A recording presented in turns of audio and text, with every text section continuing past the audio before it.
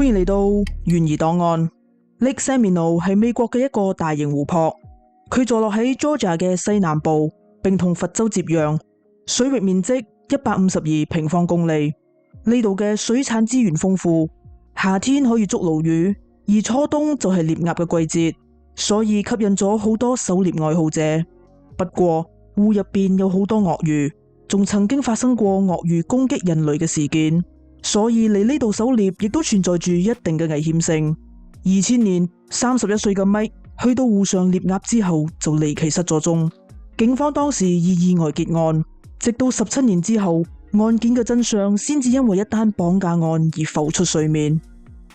2000年12月16號 Mike 去到咗 Lake Seminole 獵鴨，因為呢一日係 Mike 同妻子 Denise 結婚6週年嘅紀念日，所以 Mike 特登喺凌晨3點出門，並答應妻子自己一定會喺中午之前返嚟，絕對唔會錯過夜晚嘅慶祝活動。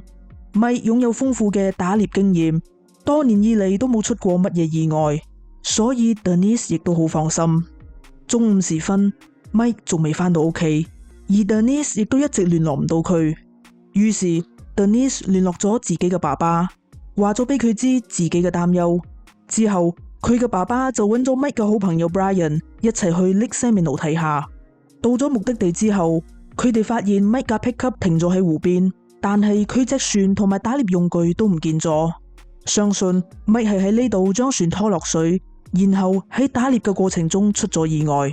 於是佢哋馬上報警。FWC 收到通知之後，即刻就出動咗搜救船同埋直升機喺湖面進行搜索。Mike 嘅親友亦都加入咗搜索行列，但係就一直都冇發現 Mike 嘅身影。天色漸暗，冇幾耐之後仲落咗一場暴風雨，所以搜索行動被迫暫停。第二日早晨，搜索行動好快就有咗進展。Brian 喺一處比較淺嘅水域度發現咗 Mike 隻船，Mike 支槍仲放咗喺槍盒入邊，船上仲有一啲魚餌同埋救生衣，而 Mike 依然不見蹤影。由於呢度有好多樹樁，所以搜救人員認為 Mike 係喺揸船嘅時候唔小心撞到咗樹樁，跟住就跌咗落湖，而佢而家應該亦都已經凶多吉少啦。經過咗44日嘅搜索之後，搜救隊除咗揾到一頂唔可以證明係 Mike 嘅迷彩帽之外，搜索行動一直毫無進展。於是當局宣布停止搜救行動，並將 Mike 列為失蹤人士。雖然有人認為 Mike 已經唔喺人世啦，但係因為一直都冇揾到佢嘅遺體，所以更加多人認為佢係自願消失噶。不過 Mike 嘅親友並唔認同第二種講法。Mike 事業有成，家庭美滿，佢根本就冇自願消失嘅理由。Mike 生於1969年10月16號，佢嘅爸爸 Jerry 係巴士司機，而媽媽 Cheryl 就喺屋企度經營托兒所。佢仲有一個哥哥 Nick， 一家4口住喺一間拖車房屋度。為咗令兩兄弟可以接受良好嘅教育，兩夫妻決定死慳死抵，將兩兄弟送入私立學校度返學。Mike 非常爭氣，佢唔單止學術成績優秀，亦都非常活躍於課外活動。佢係橄欖球校隊代表，亦都係學生會嘅會長，可以話係學校嘅風雲人物。當時 Denise 係學校嘅啦啦隊隊長，亦都係學生會嘅秘書。喺朝夕相處之下，佢哋就咁樣喺埋咗一齊。喺佢15歲嗰年，佢開始中意咗獵鴨，亦都認識咗志同道合嘅 Brian， 並成為咗好朋友。事實上 Brian 亦都認識 Denise， 佢哋3個人嘅關係非常好，經常都會約埋一齊玩。高中畢業之後， Mike 同 Denise 都成功進入咗佛州大學。Mike 主修政治科學同埋城市規劃，而 Denise 就主修會計。畢業之後， Mike 成為咗一位房產估價師，而 Denise 就成為咗會計師。Mike 喺工作上非常拼搏，佢一日工作15個鐘，工作態度亦都非常認真。Mike 嘅努力付出好快就得到咗回報，佢喺冇幾耐之後被升職加薪，事業如日中天。1994年 Mike 同 Denise 結咗婚，並喺城市嘅高檔社區度買咗一間屋。終日忙於工作嘅 Mike 並冇喺婚後忽略家庭，佢每日都會返屋企食晚飯，並喺妻子瞓着之後先至繼續佢嘅工作。有時佢仲會喺清晨時分同好朋友 Brian 一齊去到 Lake Seminole 獵鴨，之後再返到公司返工，似乎有用唔晒嘅精力。1999年，兩夫妻嘅女出咗世。呢個時候，Mike 嘅年收入已經高達20萬美元，維持屋企嘅生活開銷完全唔成問題。於是 Denise 就決定辭職，專心喺屋企度湊女。一切都喺度往美好嘅方向發展，但係邊個都估唔到 Mike 會喺18個月之後離奇失蹤。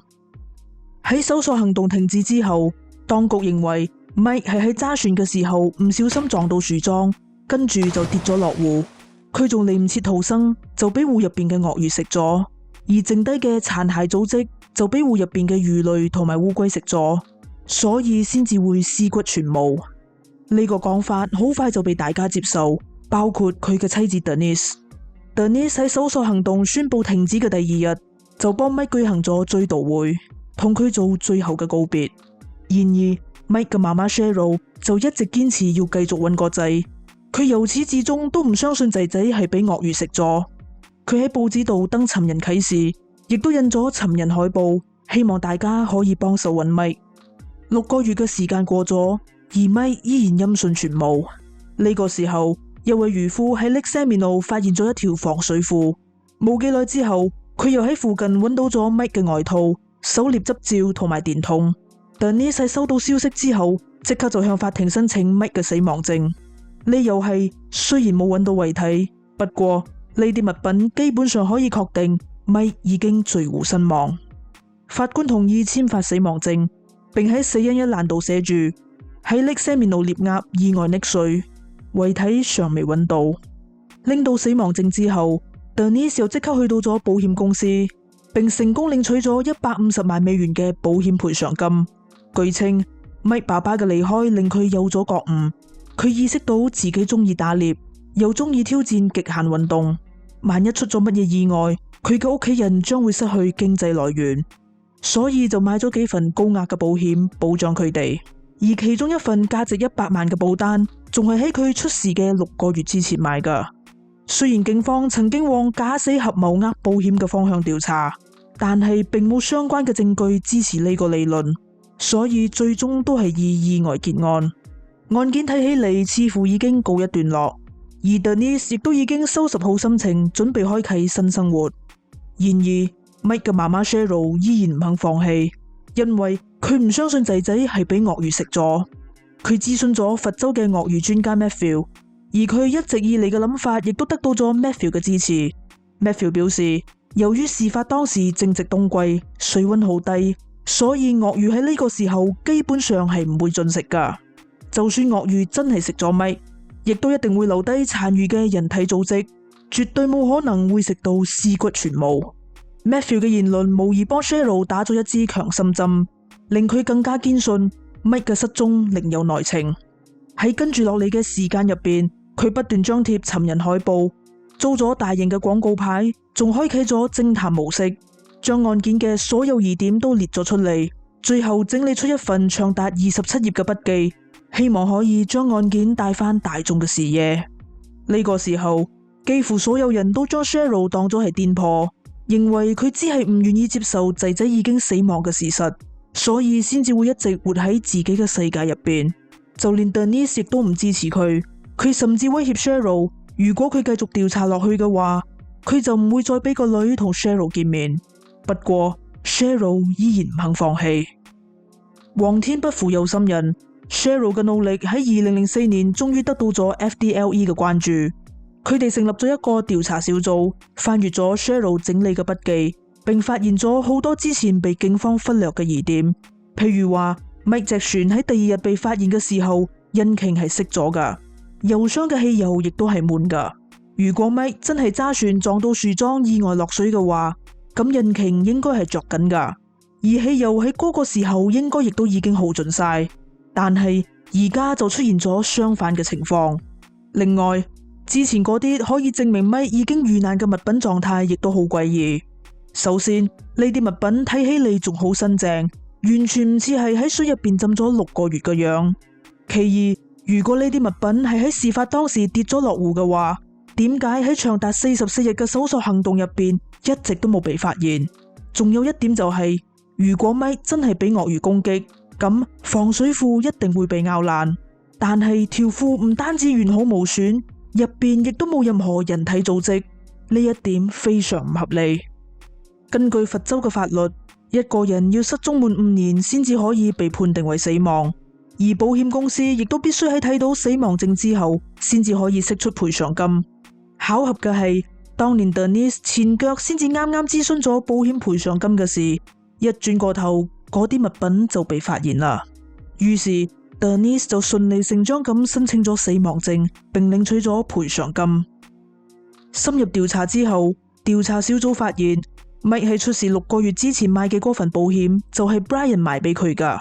Brian 係佢嘅好朋友，佢幫 Brian 買保險本來亦都好正常，但係可疑嘅地方就係 Brian 竟然喺 Mike 出事嘅幾年之後，同自己嘅妻子離咗婚，並娶咗 Mike 嘅遺孀 Denise， 仲搬入咗 Mike 之前買落嘅嗰間屋度。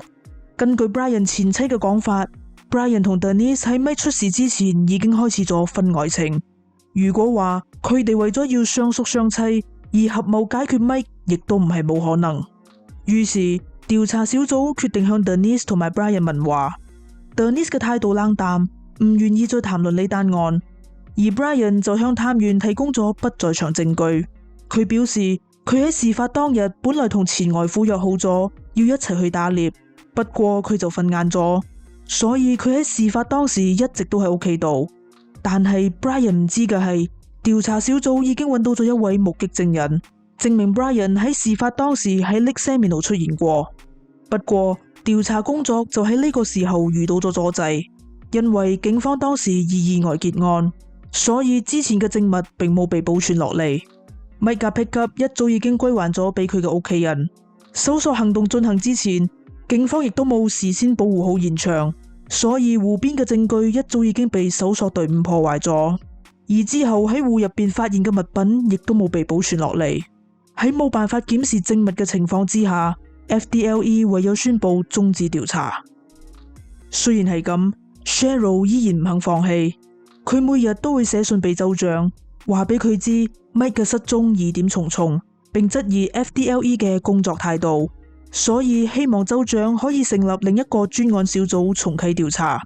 根據資料，州長辦公室一共收到咗1472封 Cheryl 寄嚟嘅信，不過呢啲信都原封不動咁轉咗俾 FDLE， 並塵封喺檔案室入邊。2012年 Denise 因為冇辦法再忍受 Brian 嘅嚴重性癮，而決定同佢分居，並喺2015年正式向佢提出離婚。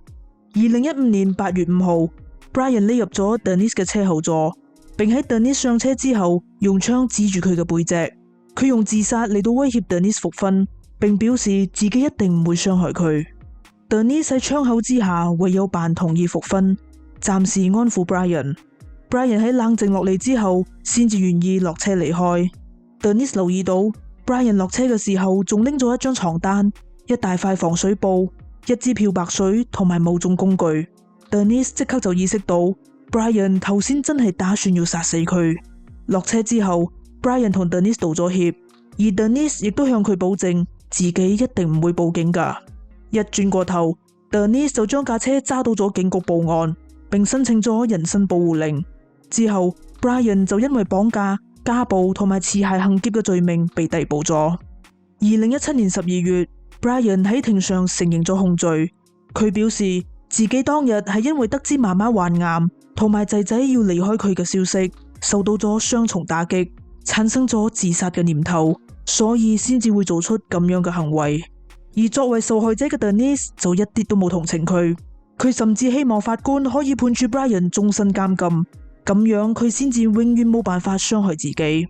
最終法官判咗 Brian 20年有期徒刑。喺 Brian 被判刑嘅第二日，警方向大眾公布咗一個重大嘅消息：Mike 嘅死並唔係意外，而係一場有預謀嘅謀殺。原來 Brian 喺被捕之後就交代咗案件嘅來龍去脈。作為交換條件，佢將會喺 Mike 嘅案件中獲得起訴豁免權。Brian 表示Denise 先至係案件嘅主謀，而佢只係負責執行計劃嘅棋子。佢哋喺1997年嘅時候就已經開始咗婚外情。不過 Denise 就唔願意同 Mike 離婚，因為佢唔想同 Mike 共享女女嘅撫養權。一開始 Denise 提議佢哋兩對夫妻一齊約出嚟餐廳，然後再將各自嘅伴侶推落水，偽裝成意外。不過 Brian 唔想自己嘅仔女冇咗媽媽，所以就否決咗呢個提議。之後佢哋諗到咗一個完美嘅計劃，就係令 Mike 喺打獵嘅時候不幸遇難。案發當日 Brian 同 Mike 一齊去到 Lake Seminole 打獵。Mike 平時都唔會喺揸船嘅時候着上防水褲，因為如果着住防水褲成個人跌咗落湖嘅話，防水褲會因為入水而變得更加重，繼而影響逃生。不過 Brian 當日成功喺船上說服 Mike 着上防水褲，跟住再將佢推入湖度。當時 Brian 以為 Mike 會遇溺身亡，但係 Mike 就好彩咁除低咗條防水褲，仲捉住咗樹樁，嘗試游到岸邊求救。情急之下 Brian 就拎起支獵槍，近距離咁將 Mike 擊斃咗。之後佢將 Mike 嘅遺體搬到咗自己架車，再將隻船推返入湖。佢專登冇移動 Mike 架 pickup，目的就係為咗製造 Mike 意外身亡嘅假象。跟住佢就將 Mike 嘅遺體載到96公里外嘅 Lake Carr，並將佢埋咗喺樹林入邊。因為呢度距離 Brian 嘅屋企只有10分鐘嘅車程，佢可以趁住妻子瞓醒之前趕返屋企，以製造不在場證據。而 Denise 就一直同女女留喺屋企，扮同丈夫失聯，之後再打電話揾救兵。等一切塵埃落定之後，佢哋就可以拎住 Mike 巨額嘅保險金，無憂無慮咁過埋下半世。佢哋之間已經有咗共識，雙方都會將呢個秘密帶入棺材。如果唔係 Denise 要同佢離婚嘅話，佢亦都唔會將呢個秘密公諸於世。之後警方嚟到咗樹林進行挖掘，終於揾到咗 Mike 嘅骸骨，仲有屬於 Mike 嘅衣物、手套同埋結婚戒指等物品。從 Mike 頭部嘅 X 光片可以睇到 Mike 的確係俾人近距離射殺噶。2018年5月，喺 Mike 遺體被發現嘅5個月之後， Denise 就被警方逮捕咗。同年9月，本案正式開審。Denise 喺庭上否認咗控罪，控方傳召咗 Brian 出庭作證。佢喺庭上承認自己開槍殺咗 Mike，並用咗2個鐘嚟到敘述成單案嘅來龍去脈，所有嘅細節都描述得非常清晰。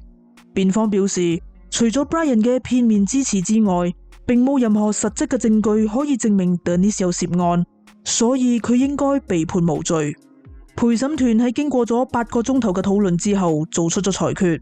最終 Denise 被控1級謀殺、1級合謀殺人同埋包庇罪犯3項罪名全部成立，判處終身監禁。